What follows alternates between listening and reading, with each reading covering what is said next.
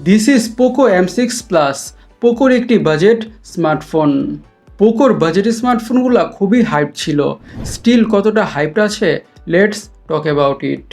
শুরুতেই ডিজাইনের কথা বললে বাজেট স্মার্টফোন হিসেবে ফোনের লুকসটা ইউনিক।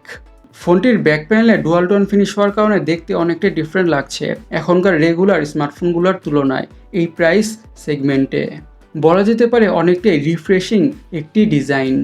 থাকছে ম্যাট আর গ্লসি ফিনিশের মিক্সড একটি কম্বিনেশন, উইচ লুকস নাইস। আর অবভিয়াসলি ফোনের ব্যাক প্যানেলটা পলিকার্বনেট বা প্লাস্টিকই, বাজেট ডিভাইস হিসাবে পলিকার্বনেট ব্যাক প্যানেলটাই এক্সপেক্টেড। এখন ফোনটির ডিসপ্লেটাকে নিয়ে কথা বলা যাক। ডিসপ্লে থাকছে 6.7 ইঞ্চের full HD plus IPS display with 120 হার্জের রিফ্রেশ রেট। আরও থাকছে 550 নিটসের পিক বা ম্যাক্স ব্রাইটনেস।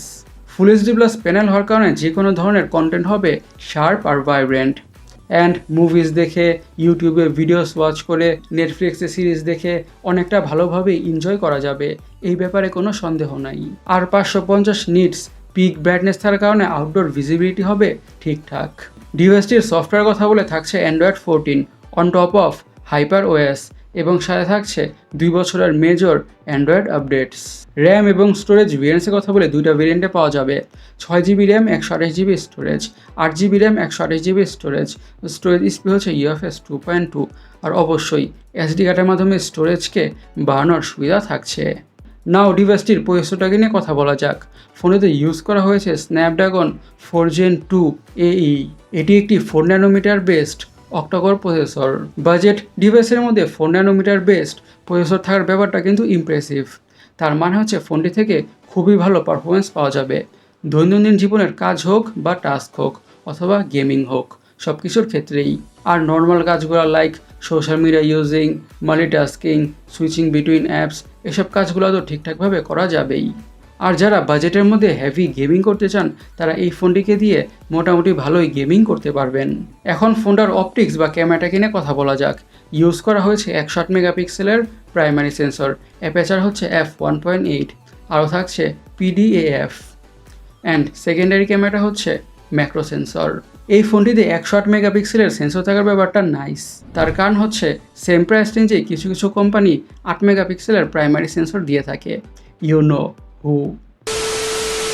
বলা যেতে পারে ফোনটির ক্যামেরার ব্যাপারটাও খুবই impressive, but which is not impressive that is 2 মেগাপিক্সেলের ম্যাক্রো সেন্সরটা।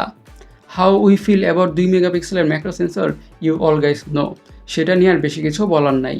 আর ডিভাইসটির ফ্রন্টে থাকছে 13 মেগাপিক্সেলের সেলফি ক্যামেরা।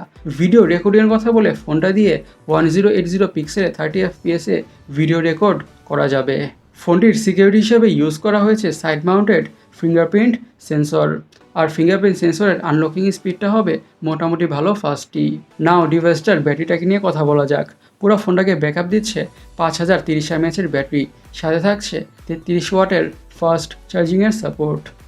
এই 5030 mAh ব্যাটারি থেকে মোটামুটি একদিনের ব্যাটারি ব্যাকআপ তো পাওয়া যাবেই, আর সাথে প্রোভাইড করা 33 ওয়াটের ফাস্ট চার্জার দিয়ে ফোনটা অনেকটা দ্রুতভাবেই ফুল চার্জ হয়ে যাবে। ফোনটার কালার ভেরিয়েন্টসের কথা বললে এইসব কালার ভেরিয়েন্টে পাওয়া যাবে।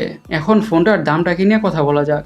ফোনটার দাম রাখা হয়েছে 12,000 ইন্ডিয়ান রুপি, বাংলাদেশি টাকায় কনভার্ট করলে অলমোস্ট 17,200 টাকার আশেপাশে হয়।